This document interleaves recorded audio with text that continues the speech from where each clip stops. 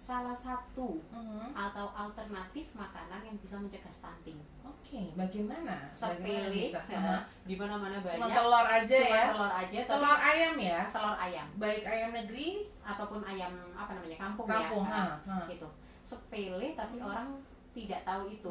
Jadi gini, telur sendiri itu dia mengandung berbagai macam zat, protein, ada lemak.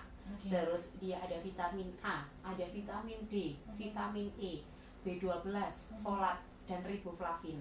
Nah, itu masing-masing dia punya fungsinya masing-masing. Seperti protein karena dia mengandung asam amino esensial, itu hubungannya dengan nanti pertumbuhan dan perkembangan. Terus untuk lemak, nah dia ada omega, nah itu sangat penting, itu nanti hubungannya dengan otak dan saraf. Makanya tadi saya bilang kalau stunting itu bukan hanya pada satu bagian tubuh, bukan hanya semua, karena pengaruhnya itu tadi. Lalu untuk vitamin D sendiri, nah itu baru hubungannya dengan tulang dan sistem kekebalan. Nah, lagi-lagi sistem kekebalan, jadi biar tidak sakit segala macam. Nah, untuk B12, folat atau riboflavin itu hubungannya untuk pertumbuhan dan perkembangan. Selain itu, telur itu juga merupakan sumber kolin, di mana dia itu penting untuk perkembangan otak.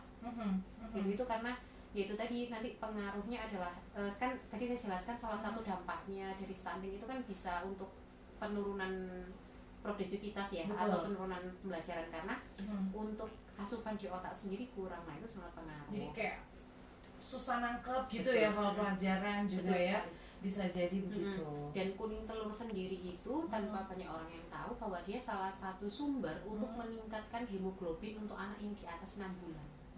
Gitu. Nah, mengolahnya gimana yang supaya kita dapat manfaat baik dari telur? Apakah boleh digoreng atau hanya direbus aja? Yang mana nih yang untuk dapat maksimal nih? Jadi gini, karena kan anak lahir itu sebenarnya awalnya kan tidak ada sakit apa-apa ya. Betul. Jadi sebenarnya untuk makanan mau direbus ataupun mau digoreng itu tidak masalah. Yang penting adalah pertama tujuan kita itu mengenalkan anak itu agar mau dulu. Oh, baik. Nah, yang penting mau dulu. Jadi kalau misalnya dia suka untuk direbus, diberikan direbus. Diperkenalkan dulu aja direbus. Karena biasanya anak kecil kan suka kuningnya ya. Iya. Kalau ada yang suka banget, ada yang enggak karena seret. Oh iya, ya ada juga kan? Kayak sejenis kayak ubi gitu kan. Bener. Gitu. Jadi sesukanya mereka aja. Diberikan dulu, jangan dilarang dulu. Oh, jangan goreng-goreng. Gitu. Tapi biasanya memang kalau untuk anak yang baru belajar MPASI, itu biasanya diberikan rebus dulu karena kan pengaruh dengan cara dia menelan ya. Betul. Jadi yang lembut-lembut dulu. Iya. Jadi telur ini emang tricky juga sih. Kadang buah hati kita tuh lebih suka putihnya aja, kuningnya nggak mau. Ya udah pinter-pinternya kita mengolah gimana. Gimana dengan telur puyuh yang kecil-kecil itu? Nggak apa-apa? Oh, nggak masalah. Pokoknya intinya dia tidak alergi. Sekarang fungsinya adalah yang penting dia tidak alergi. Itu dipersilahkan.